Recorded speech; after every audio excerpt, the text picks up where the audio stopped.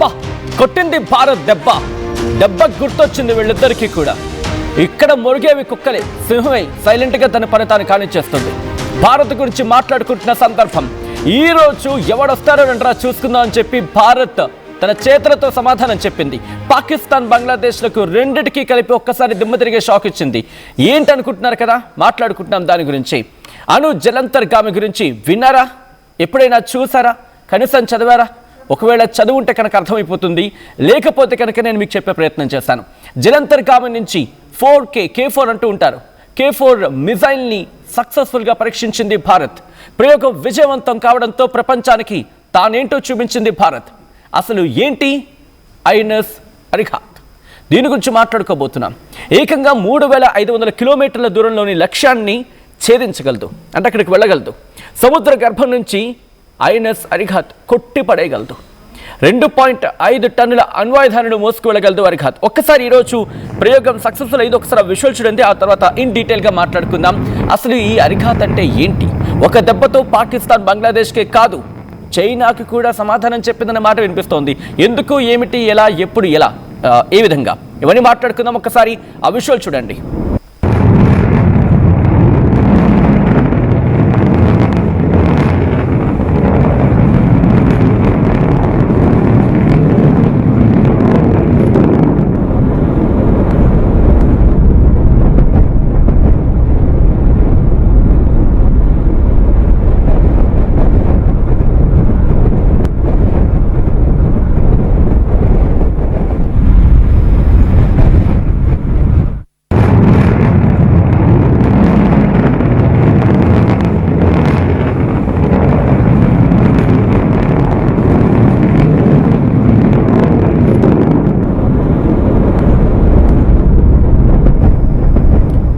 అసలు ఈ ప్రయోగం సక్సెస్ఫుల్ కావడం వెనకాల ఎన్నో కారణాల గురించి మాట్లాడుకుంటారు. కానీ దీనివల్ల మనకు ఉపయోగపడేది ఏంటి మాట్లాడుకుంటే, ఈ ప్రయోగంతో ఇటు ల్యాండ్ నుంచి, దాంతోపాటు అంటే భూతల, గగనతల, సముద్ర మార్గాల ద్వారా మనం అణ్వాయుధాలను ప్రయోగించగల సామర్థ్యం ఇప్పుడు భారతదేశం కలిగి ఉంది. అంటే అణ్వాయుధాలని ప్రయోగించే సామర్థ్యం కలిగిన దేశంగా, అంటే భూతలం నుంచి, గగనతలం నుంచి, సముద్ర మార్గాల నుంచి అణ్వాయుధాలను ప్రయోగించగల సామర్థ్యం ఇప్పుడు భారతదేశం సంపాదించింది. శత్రు దేశాల అణుదాడి చేస్తే కనుక, ఒకవేళ పక్కనున్న ఈ పాకిస్తానో బంగ్లాదేశ్, ఆఫ్ కోర్స్ పాకిస్తానే, బంగ్లాదేశ్కి అంత సీన్ లేదు, కానీ ఒకవేళ పాకిస్తాన్ కనుక అణుదాడి చేస్తే ప్రతిదాడి చేసే సామర్థ్యం అరిఘాత్ సొంతం. సో దీని గురించి మాట్లాడుకునే ప్రయత్నం చేస్తే, ఎందుకంటే భారత 2 అణు జలంతర్గామి ఐఎన్ఎస్ అరిఘాత్ గత ఆగస్టు 29న నౌకాదళంలోకి సేవలు అందించేందుకు వచ్చింది. భారత మొదటి అణు జలంతర్గామి పేరు ఐఎన్ఎస్ అరిహంత్. అది 2009లో నౌకాదళంలో చేరింది. ఈ రెండింటికి కూడా లాంగ్ రేంజ్ న్యూక్లియర్ మిజైల్స్ని కెపాసిటీ ఉంది. ఇది భారత నౌకాదళంలో ఇప్పటికే పరీక్షించిన సందర్భం ఐఎన్ఎస్ అరిహంత్కి సంబంధించి. అయితే 3వ అణు జలంతర్గామిని కూడా త్వరలో నౌకాదళంలో ప్రవేశపెట్టేందుకు భారత్ సిద్ధమవుతోందని చెప్పి మాట్లాడుకున్నాం ఇప్పుడు. అయితే ఈ రెండింటి గురించి మాట్లాడుకునే సందర్భంలోని భారత నౌకాదళం బలం పెరిగిందా అంటే కనుక అరిహంత్ క్లాస్ పేరు పెట్టారు దీనికి. భారత్లో న్యూక్లియర్ లాంగ్ రేంజ్ బలిస్టిక్ సబ్మరైన్స్కు అరిహంత్ క్లాస్ అనే పేరు పెట్టడం జరిగింది. అరిహంత్ అంటే సంస్కృతంలో శత్రువును నాశనం చేయగలదు అని చెప్పి అర్థం మాట. అయితే నౌకాదళంలో ఐఎన్ఎస్ అరిఘాత్ను ప్రవేశపెట్టడం చాలా కీలకం అని చెప్పి రక్షణ రంగ నిపుణులు చెప్తున్నమాట. ఏమంటున్నారు? మాజీ ప్రధాని ఇందిరాగాంధీ హయాంలోని దీనికోసం ప్రణాళికలు రచించారు. చివరికి రష్యా సాయంతో దీన్ని సిద్ధం చేశారు. ఎందుకంటే ఇందులో 83 మెగావాట్ల రియాక్టర్ ఉంటుంది. ఇంత చిన్న రియాక్టర్ను తయారు చేయడం అంత తేలిక కాదనేది నిపుణుల మాట. ఇంకా ఏమంటున్నారు? లాంగ్ రేంజ్కి సంబంధించి మాట్లాడుకునే సందర్భంలో కీలక పాత్ర పోషిస్తుంది. దాంతోపాటు దీర్ఘకాలిక ప్రణాళికలకు ఇది పనిచేస్తుంది.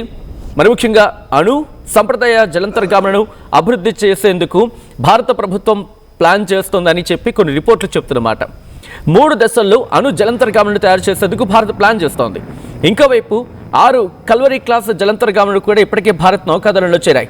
Project 75 India, project 76, project 75 alpha, వీటి కింద ఇంకొక 15 జలంతర్గాములు అంటే సబ్మరైన్స్ భారత నేవీలో చేరబోతున్నాయి. గత కొన్నేళ్లుగా చైనా, పాకిస్తాన్తో పాటు ఈ 2 దేశాలకు సంబంధించి అఫ్కోర్స్ బంగ్లాదేశ్ కూడా చేరింది. వీటితో సంబంధాలు ఏ స్థాయిలో ఉన్నాయో మనం చూస్తున్నాం. సో ఇటువంటి నేపథ్యంలో ఈరోజు ఈ ప్రయోగం మరి ముఖ్యంగా అణ్వాయుధ సామర్థ్యం కలిగిన బాలిస్టిక్ మిసైల్ను ఇండియన్ నేవీ ఆర్మీ సక్సెస్ఫుల్గా ప్రయోగించింది. కొత్తగా నేవీకి సంబంధించి నేవీలో చేరిన న్యూక్లియర్ సబ్మెరైన్ ఐఎన్ఎస్ అరిహత్ గురువారం జరిపిన అణ్వాయుధ సామర్థ్యం కలిగిన K4 బాలిస్టిక్ మిసైల్ ప్రయోగాన్ని విజయవంతం చేసింది. దాదాపు 3,500 కిలోమీటర్ల రేంజ్ ఈజీగా టార్గెట్ చేసిందని చెప్పి ఇటు అధికారులు చెప్తున్నమాట. K4 బాలిస్టిక్ మిసైల్ ప్రయోగాన్ని బంగాళాఖాతంలో అక్కడ నిర్వహించడం జరిగింది. ఈ ప్రయోగం దేశ రక్షణ వ్యవస్థకు సంబంధించి రక్షణ సామర్థ్యాల్లో ఒక మైల్ స్టోన్గా నిలిచిపోతుంది. ఇందులో భారత్ అణు నిరోధక శక్తిని పెంచే సామర్థ్యం కూడా ఉంది. మిసైల్ టెస్టింగ్కి ముందు నీటి అడుగున ప్లాట్ఫామ్ల నుంచి కూడా క్షిపణి ప్రయోగ ట్రయల్స్ను DRDO దగ్గరుండి నిర్వహించింది. ఈ బాలిస్టిక్ మిసైల్ని ఈ మధ్య కొత్తగా నేవీ ఆర్మీలో చేరిన అరిఘాట్ నుంచి ప్రయోగించడం జరిగింది.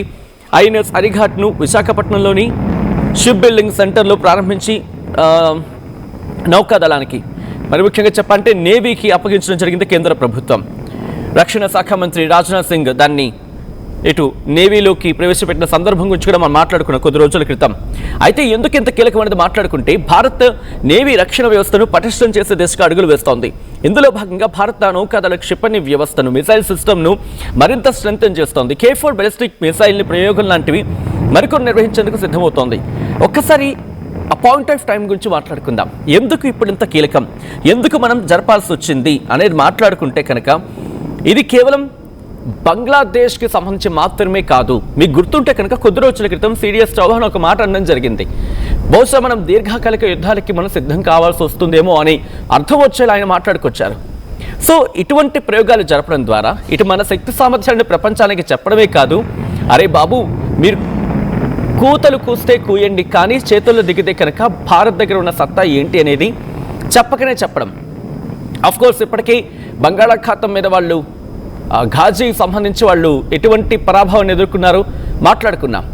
ఘాజీ ఎంత గట్టిగా దెబ్బతిందో మనం మాట్లాడుకున్నాం. సో ఇప్పుడు ఇంకొక పిచ్చి ప్రేలాపరణకు పిచ్చి చేష్టకు దిగితే కనుక, ఎందుకంటే ఇక్కడ భారత్ తన సత్తా చూపించుకోవాల్సిన సందర్భం అంటే కనుక అవసరం లేదు. బట్ మన పరీక్షలకు సంబంధించి మాత్రం కీలకమే. మన దగ్గర ఉన్న వస్తువులు పనిచేస్తున్నా లేదని చెప్పి మనం టెస్ట్ చేసుకోవడంలో తప్పులేదు. సో ఆ పరీక్ష చేసినప్పుడు ఆ పరీక్ష కనుక సక్సెస్ అయితే మిగిలినవి కూడా కొంచెం జాగ్రత్త పడతాయి. అంటే కుక్కలు మురుగుతూ ఉంటాయి. బహుశా అలా మురిగినప్పుడు ఇదిగో ఒక చిన్న సౌండ్ కనుక ఇచ్చామనుకోండి, ఓకే కొంచెం జాగ్రత్తగా ఉండాలని చెప్పి అర్థమవుతుంది వాటికి. అండ్ దీని గురించి ఇంకా మాట్లాడుకుంటే భారత్ చైనా ఆ సరిహద్దుల దగ్గర ఎటువంటి ఉద్రిక్తలు కొనసాగో చూసాం కొన్ని సందర్భాల్లో. పాకిస్తాన్తో కూడా మనకి అది కంటిన్యూ అవుతుంది. మరి ముఖ్యంగా 2022 డిసెంబర్లో అరుణాచల్ ప్రదేశ్లో తవాంగ్ సెక్టర్లో భారత్ చైనా బలగాల మధ్య ఎటువంటి ఘర్షణాత్మక వాతావరణం నెలకొందో మనం చూసాం. 2020లో గల్వాన్ లోయ అక్కడ భారత్ చైనా సైనికులకు సంబంధించి మాట్లాడుకున్న సందర్భం. సో ఇటువంటి క్రమంలోనే ఇక్కడ కొంతమంది నిపుణులు ఏమంటారంటే కనుక భారత సైనిక సామర్థ్యాల ఆధునీకరణ అనేది బోర్డర్ దేశాలతో అంటే బోర్డర్ ఉన్న దేశాలతో ఘర్షణపూర్వక పరిస్థితులతో ముడిపడి ఉంటుంది. అణ్వాయుధాలు అనేవి విమానం కావచ్చు, మిసైల్ కావచ్చు, లేకపోతే సబ్మెరైన్స్ కావచ్చు, రూపంలో ఉండొచ్చు. అయితే వీటిలో సబ్మెరైన్స్ చాలా కీలకమైన ముఖ్యమైనవి. ఎందుకంటే ఇవి సముద్ర గర్భంలో మూవ్ అవుతూ ఉంటాయి. వీటిని శత్రువులు కనిపెట్టడం చాలా కష్టం. ఇవి చాలా గోప్యంగా ఉంటూ ఉంటాయి అని చెప్పి రక్షణ రంగ నిపుణులు చెప్తున్నారు. కాబట్టి ఇటువంటి వాటిని మనం డెవలప్మెంట్ చేసుకోవడం చాలా కీలకం. అమెరికా, రష్యా, చైనా, బ్రిటన్, ఫ్రాన్స్లో కూడా ఇలాంటి ఒక విధంగా చెప్పాలంటే సబ్మెరైన్స్ అనేవి ఉన్నాయి. ఈ విషయంలో భారత్ కంటే చైనా కాస్త ముందంజలో ఉంది. భారత శక్తిని ఈ జలంతర్గామి మరింత పెంచుతుందనేది వినిపించే మాట. సో ఏంటి మన సామర్థ్యం గురించి మాట్లాడుకుంటే ఒక్కసారి ఇక్కడ నేను నెంబర్లతో చెప్పే ప్రయత్నం చేస్తున్నాను. 2012 నుంచి 2022 ఈ మధ్యకాలంలో చైనా తన నేవీ యొక్క కెపాసిటీని, క్యాపబిలిటీని భారీగా పెంచుకుంది. ఎందుకు చైనా గురించి మాట్లాడుకుంటున్నాం సచిన్ అని చెప్పి మీకు డౌట్ రావచ్చు. గుర్తుపెట్టుకోండి, ఈరోజు బంగ్లాదేశ్ అనేది పిచ్చిగా అడుగులు వేయడానికి కారణాల్లో ఒకటి ప్రత్యక్షంగానో పరోక్షంగానో పైన చైనా మాట మనకి వినిపించట్లేదా? నిన్న మనకి ఇక్కడికి ఎక్స్పర్ట్ విష్ణు వచ్చినప్పుడు కూడా చెప్పిన సందర్భం, చిట్టగాంగ్లోని అక్కడ కార్యకలాపాలు, వాణిజ్య కార్యకలాపాలు నెరవేర్చడంలో అక్కడ ఏర్పాటు చేయడం లేకపోతే వాణిజ్య కార్యకలాపాలు అక్కడ కొనసాగించడంలో చైనా పాత్ర ఉంది. రిమెంబర్, అదే చిట్టగాంగ్ ఇటు బంగ్లాదేశ్కి చాలా కీలకం. 90% వాళ్ళ ఇంపోర్ట్ అండ్ ఎక్స్పోర్ట్ కలిపి 90% అక్కడి నుంచే జరుగుతాయి. సో అటువంటి చోట చైనా భాగస్వామ్యం ఉంది, వ్యాపార భాగస్వామ్యం ఉంది. సో కాబట్టి అది వాళ్ళకి చాలా కీలకం. కాబట్టి చైనా పాత్రను పూర్తిగా కొట్టిపారేయలేం. అలాగే అక్కడ దగ్గరలో ఒక ఐలాండ్ ఉంటుంది. ఐలాండ్కి సంబంధించే కదా అటు షేక్ హసీనా ఇవ్వనని చెప్పిన తర్వాత యుఎస్ కాస్త బొంగమూతి పెట్టింది, అలిగింది. ఆ తర్వాత కదా ఇటు షేక్ హసీనాకి వ్యతిరేక కార్యకలాపాలు నిర్వహించింది, సిఐఏ రంగంలోకి దిగిందంటూ కూడా చర్చ జరిగిందంటే అర్థం చేసుకోవచ్చు అక్కడ పరిస్థితి. సో దీంట్లో చైనా భాగస్వామ్యం ఉందని చెప్పి అనుకోవడంలో కొట్టిపారాల్సిన అవసరం లేదు. అమెరికా కూడా దీంట్లో భాగస్వామ్యం ఉందనడంలో కొట్టిపారాల్సిన అవసరం లేదు. అట్ ద సేమ్ టైం ఈరోజు బంగ్లాదేశ్లో ఇంత స్థాయిలో అల్లర్లు చెలరేగడానికి మీకు బాగా గుర్తు ఉండుంటే గత ఏడాదిన్నర నుంచి షేక్ హసీనా వెళ్ళిపోయిన దగ్గర నుంచో లేకపోతే ఆ చుట్టుపక్కల సందర్భం నుంచో ఐఎస్ఐ పాకిస్తాన్కి సంబంధించిన ఇంటెలిజెన్స్ సర్వీస్ అక్కడికి వెళుతోంది. అసీం మునీర్ టీం వెళ్ళింది, అక్కడ మిలిటరీతో మాట్లాడింది, అక్కడికి వెళుతోంది, అక్కడ ప్రభుత్వంతో మాట్లాడుతోంది. సో ఏదో ఇంటర్నల్గా ఏదో జరుగుతోంది అనేది అక్కడ వినిపించనమాట. ఇది దాదాపుగా గత నెలన్నర కాదు కానీ గత ఏడాదిన్నరగా మాట్లాడుకుంటూ ఉన్న సందర్భం. సో ఇటువంటి తరుణంలో ఇక్కడ పాకిస్తాన్ పాత్ర కనిపిస్తోంది. చైనా అక్కడ ఏమనాలి చిట్టగొంగలో చైనా వ్యాపార కార్యకలాపాల నేపథ్యంలో చైనా ప్రాబల్యం కూడా కనిపిస్తోంది. దాంతోపాటు అమెరికాకి సంబంధించి కూడా పాత్రను కొట్టిపారేయలేం. వీటన్నిటికీ తోడు మహమ్మద్ యూనిస్ అనే వ్యక్తి ఏమన్నాడు అక్కడ ఆ ప్రాంతాన్ని నేను మర్చిపోయాను, మనం మాట్లాడుకుంటూనే పైన నేను ఇంకో క్యారిడార్ వేసేస్తాను, నేను బంగ్లాదేశ్కి గార్డియన్గా ఉంటానని చెప్పుకొచ్చాడు.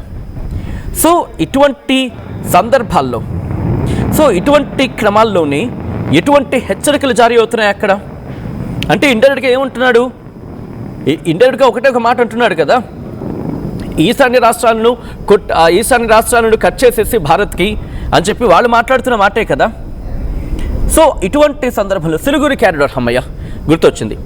ఏంటి సిలిగురి క్యారిడార్ని కనుక భారత్తో కట్ చేసేస్తే ఇటు ఈశాన్య రాష్ట్రాలకి తెగిపోతుంది, ఈ సంబంధం తెగిపోతుందని చెప్పి వాళ్ళు మాట్లాడుతున్న మాట ప్రేలాపన పేలుతున్నారు. సో ఒక్కసారి చూడండి, ఇటు చుట్టూతా భారత్కి ముప్పుగానే ఉన్న వాతావరణం. ఎందుకు వాయువ్యం వైపు ఒక పాకిస్తాన్ మనకి తలనొప్పిగా మారింది, ఇటు ఈశాన్యం వైపు చైనా, నైరుతి వైపు అనుకున్నా లేకపోతే తూర్పు వైపు అనుకున్నా బంగ్లాదేశ్, కిందన చూసుకుంటే పరిస్థితులు మనకు అర్థమవుతూ ఉన్నాయి. శ్రీలంక మనకి ప్రస్తుతం అంత ఇబ్బందికరంగా అంతగా కనిపించకపోయినప్పటికీ సో ఇన్ని ప్రతికూల పరిస్థితుల మధ్య భారత్ ఈరోజు ఎదురొడ్డుతోంది. అందుకే ఐఎన్ఎస్ అరిఘాత్ సంబంధించి ఆ సబ్మరీన్ ద్వారా K4 మిసైల్ని ప్రయోగించడం అనేది భారత్కి అత్యంత కీలకం. అంటే సబ్మరీన్స్ అనేవి ఎంతలా తన ప్రయాణాన్ని దాంతోపాటు తన సత్తాన్ని చూపించగలమనేది భారత్ కూడా వ్యూహాత్మకంగా వెళుతోంది. ఎందుకంటే బంగ్లాదేశ్ని మీరు ఇంకా గమనిస్తే కనుక నిన్న వీళ్ళు ఏమంటారు పోకింగ్ అంటూ ఉంటారు కదా ఇంగ్లీష్లో పదాన్ని, అంటే రెచ్చగొడుతూ ఉంటారు. పాకిస్తాన్ రెచ్చగొట్టు వ్యాఖ్యలే చేస్తుంది, భారత్ యుద్ధానికి సిద్ధం కావాలి అనే టైప్లో. ఒకవేళ బంగ్లాదేశ్ని ఏమంటే కనుక మేము కూడా రంగంలోకి దిగుతాం అనేది పాకిస్తాన్ మాట. ఇదేకంగా పిఎంఎల్ఎన్ అంటే నవాజ్ షరీఫ్ పార్టీ, ప్రస్తుతం ప్రధాని షహబాజ్ షరీఫ్ పార్టీలో ఉన్న ఒక యూత్ లీడర్, వాడు కూడా మాట్లాడేస్తున్నాడు అక్కడికి. అది బంగ్లాదేశ్కి సంబంధించి, అది పాకిస్తాన్ బతుకు. వాడేమంటాడు, బంగ్లాదేశ్ మీద కనుక దాడి చేస్తే మేము కూడా వస్తామని చెప్పి. అసలు ఎవడన్నాడని దాడి చేస్తాడు అనే మాటకు. సో అటువంటి పేటరేగిపోతున్న పాకిస్తాన్కి గొప్ప గుయ్యనలా సమాధానం చెప్పాలంటే ఇటువంటి ప్రయోగాలు సరిపోతాయి first. So that Muhammad Yunus అనే వ్యక్తి అక్కడ భారత వ్యతిరేక మాటలు మాట్లాడుతున్న హైదీ మరణిస్తే అతగాడి అంత్యక్రియకు హాజరవుతాడు. బట్ అక్కడ అదే ప్రాంతంలో ఒక మైనారిటీ, హిందూ సంబంధించి ఒక మైనారిటీ వ్యక్తి దీపుదాస్ మరణిస్తే కనుక అక్కడికి వెళ్ళడు. అది కూడా ప్రపంచవ్యాప్తంగా ప్రెషర్ వచ్చిన తర్వాత అప్పుడు తన విద్యాశాఖ మంత్రి లేకపోతే విద్యాశాఖ మంత్రి సలహాదారు ఏదో ఉంటుంది కదా వాళ్ళది, ఆయన పంపించాడు. సో ఇటువంటి ప్రత్యేక పరిస్థితులు, ఒక కీలకమైన పరిస్థితులు అక్కడ నెలకొన్నాయి. సో ఇటువంటి తరుణంలో భారత్ వీళ్ళలా బాగటం లేదు. బహుశా సీరియస్ వ్యాఖ్యలను ఇక్కడ గుర్తు చేసుకోవాలేమో, ఎందుకంటే చౌహాన్ చాలా కీలకమైన వ్యాఖ్యలే చేశారు. బహుశా సుదీర్ఘకాలం లేకపోతే వన్స్ యుద్ధం లాంటి పరిస్థితులు తలెత్తితే కనుక అవి కొనసాగే అవకాశం ఉంటుంది, ఆ యుద్ధం కొనసాగచ్చు అని చెప్పి ఆందోళన వ్యక్తం చేశారు. ఆయన కోరుకోవటం లేదు. కానీ ఎందుకంటే ఇంతమంది పాత్ర కనిపిస్తోంది. అక్కడ ఐఎస్ఐని జొప్పించి అక్కడ అశాంతిని రేకెత్తిస్తున్న పాకిస్తాన్ పాత్ర కనిపిస్తోంది. ఈ కుట్ర కుతంత్రం వెనకాల అక్కడ రాజ్యంగా చెప్పుకొని వాళ్ళ పరిస్థితి కనిపిస్తోంది. ఎందుకంటే వాళ్ళకు కూడా కావాల్సింది ఇదే కదా, భారత్ని ఒంటరిని చేయాలి, ఏకాకిని చేయాలి, భారత్ మీద ప్రెషర్ని తీసుకొచ్చి ఇక్కడ అశాంతిని క్రియేట్ చేయాలనేది అగ్రరాజ్యం కుట్రలో భాగస్వామ్యంగా మాట్లాడుకుంటున్న సందర్భం. At the same time China ఒకవేళ, ఎందుకంటే చైనా ఎందుకు, ఒకవేళ చిట్టగాంగ్ని కనుక మనం కట్ చేస్తే, ఎందుకంటే అక్కడ డిఫరెన్స్ చాలా తక్కువ ఉంటుంది, దాదాపు 25 కిలోమీటర్ల ఎంతో, గట్టిగా మనం పట్టు బిగిస్తే ఆ ప్రాంతం చిట్టగాంగ్ వాళ్ళకి తెగిపోతుంది. చిట్టగాంగ్ కనుక ఇటు బంగ్లాదేశ్ నుంచి చిట్టగాంగ్ కనుక విడిపోయింది అనుకుందాం, ఇంకా అంతే సంగతులు. మనకి ఆర్థిక రాజధాని ముంబైగా మాట్లాడుకుంటాం. అయినప్పటికీ ఏ రాష్ట్రానికి ఆ రాష్ట్రానికి ఒక ప్రత్యేకమైన పరిస్థితులు ఉన్నాయి, అనుకూలమైన వాతావరణం ఉంది. ప్రతి రాష్ట్రం తనకి తాను ఎదురొడ్డి గెలవగలదు, ఆర్థికంగా బలపడగలదు. కానీ వాళ్ళకి పరిస్థితి అక్కడ అలా లేదు. ఎక్స్పోర్ట్ అండ్ ఇంపోర్ట్ కంప్లీట్గా వాళ్ళకి చిట్టగాంగ్ బేస్డే. 90% వాళ్ళ ఎక్స్పోర్ట్ ఇంపోర్ట్, దాంట్లో మెజారిటీ టెక్స్టైల్స్. సో ఇటువంటి ప్రత్యేక పరిస్థితుల్లో ఇటు బంగ్లాదేశ్ కనుక ఇబ్బందికర వాతావరణానికి గురి చేసే ప్రయత్నం చేయాలనుకుంటే, బహుశా అలాంటి సిచ్యువేషన్ వస్తే కనుక బంగ్లాదేశ్ ఇంకో పాకిస్తాన్ అయిపోతుంది అక్కడ. సో ఈరోజు ఈ మిజైల్ పరీక్ష, K4 మిజైల్ పరీక్ష జరపడం ఐఎన్ఎస్ అరిహత్ నుంచి కీలకం కాదు, ప్రపంచ దేశాలకు సందేశం. అరే భాయ్ హమారా పాస్ భీ హై దేఖలో అని చెప్పి, మా దగ్గర కూడా ఉంది, కాస్త ఒకసారి చూసుకొని అని చెప్పి. ఏకంగా 3500 కిలోమీటర్ల దూరం అండి. అంటే ఇక్కడి నుంచి వైజాగ్ అటు ఇటుగా, ఇక్కడి నుంచి వైజాగ్ అంత దూరం. వైజాగ్ దాదాపుగా ఒక 6 సార్లు వెళ్ళి వచ్చేయచ్చు. సో అటు ఇటుగా దాదాపుగా చైనా వరకు దీని ఇంపాక్ట్ ఉంటుంది. పక్కనే ఉంది కదా, బంగ్లాదేశ్కి వచ్చేస్తే మూలపోతే చైనా తగులుతుంది ఇటు. సో ఇంక అక్కడి నుంచి చూసుకున్న సందర్భంలో ఇటు పాకిస్తాన్దే అంతే. కాబట్టి ప్రపంచం ఆలోచించే ప్రయత్నం చేస్తోంది. ఇప్పటికే పరిస్థితులు కాస్త చేయి దాటిపోతున్నాయనే ఆందోళన ఉంది. ఇటువంటి నేపథ్యంలో కాస్త జాగ్రత్తలు తీసుకునే ప్రయత్నం చేస్తున్నాయి. ఈ ప్రయోగం భారత సత్తాను చూపించడమే కాదు, సైలెంట్గా ఉంటూనే ఎటువంటి సిచ్యువేషన్స్ని భారత్ ఎదుర్కోగలదని చెప్పి భారత్ తన సత్తాను చూపించిందన్నలో ఎటువంటి అతిశయోక్తి లేదు. సో ఈ నేపథ్యంలో ఈ కథను మిమ్మల్ని కాస్త కలవరపరిచే అవకాశం ఉంటుంది. అయితే మిమ్మల్ని కలవరపడి గురి చేయడం ఆర్టీవీ ఉద్దేశం కాదు, కానీ ఇటువంటి కథనాలు చూసినప్పుడు కాస్త కలవరపడి గురి అవకాశం ఉంటుంది. కాబట్టి దీనికి సంబంధించి తగిన జాగ్రత్తలు తీసుకోవాలని ఆర్టీవీ సూచించడం జరుగుతోంది. This is somewhere disturbing content, viewer description is highly advised. ఒక్కసారి ఆ దృశ్యాలను మీరే చూడండి. ఈరోజు ప్రయోగానికి సంబంధించి ఆ తర్వాత ఇన్ డీటెయిల్గా మాట్లాడుకునే ప్రయత్నం చేద్దాం. ఒక్కసారి ఈరోజు ప్రయోగించిన ఆ మిసైల్ పరీక్ష ఐఎన్ఎస్ అరిహత్ నుంచి K4 మిసైల్ పరీక్ష జరిగింది. ఒక్కసారి ఆ దృశ్యాలు చూద్దాం.